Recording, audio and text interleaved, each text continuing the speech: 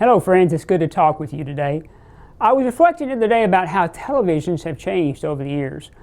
Originally televisions, they had a set of rabbit ears on top of them for the reception. I remember what that looked like. They had an on-off button, a volume control, and a channel selector.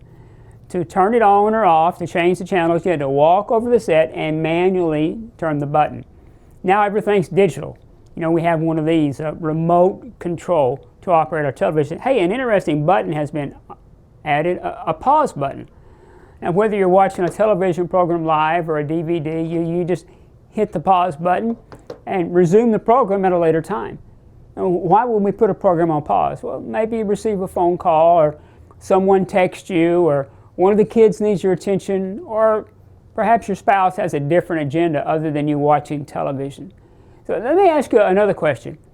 How many of you feel like your life has been put on pause by the coronavirus?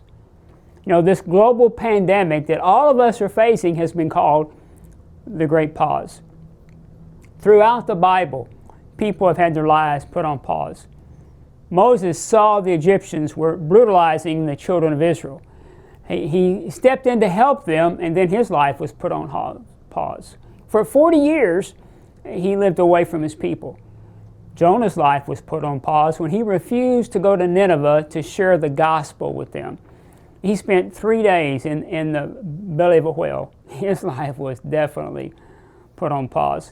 Elijah's life was put on pause right after the great miracle of him calling down fire on Mount Carmel. Jezebel promised to kill Elijah because he had killed the prophets of Baal. God removed him from his daily life and put his life on pause. Paul was on his way to Damascus to put all the Christians in jail. During his journey, Paul had an encounter with Jesus. He was blinded by this encounter, and his life was put on pause. See, all these encounters, they had several things in common. They were all unexpected. None of them were easy. Their definition of normal life changed. Each resulted in their normal life being put on pause. But there's one other thing I would like for us to notice today. During each time of pause, each person had a unique encounter with God. It wasn't a time when something they had expected to happen, and yet while their lives were placed on pause, God spoke to each of them. Could there be something the Lord is speaking to you about during the great pause? Look at the words of Jesus in Matthew chapter 10, verse 27. What I tell you now in darkness, shout abroad when daybreak comes. What I whisper in your ear, shout from the housetops for all to hear. See, sometimes the Lord has to put us in time out. He has to hit the pause button. So we'll take time to listen to his voice. The second part of that verse says, what I whisper in your ear.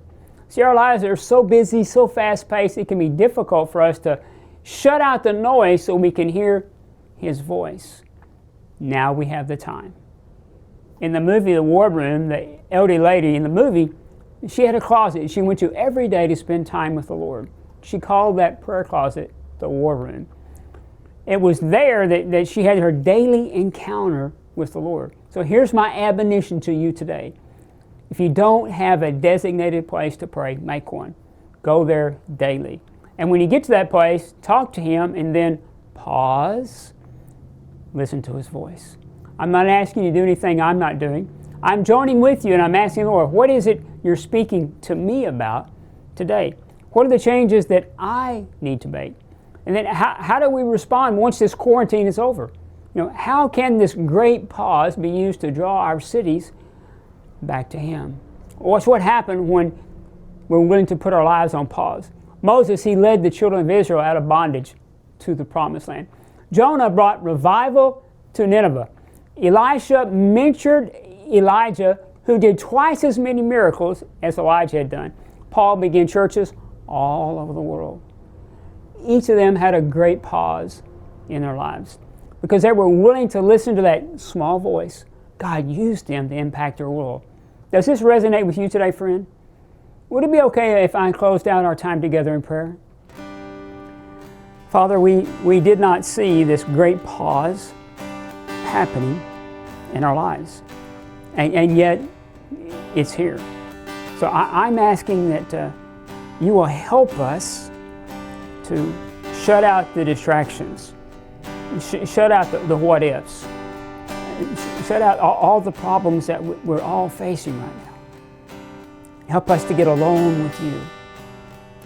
Help us to not only talk to you, but listen to that small, quiet voice, and then to respond to what you're speaking to us. I pray this in your name, Jesus.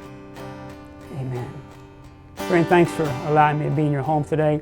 Hey, in the next few weeks, you're going to be hearing about the things we believe the Lord's speaking to us to do. You know, this is going to include a citywide kids crusade, block parties, our Boots on the Ground program that will be launching in September, and so much more.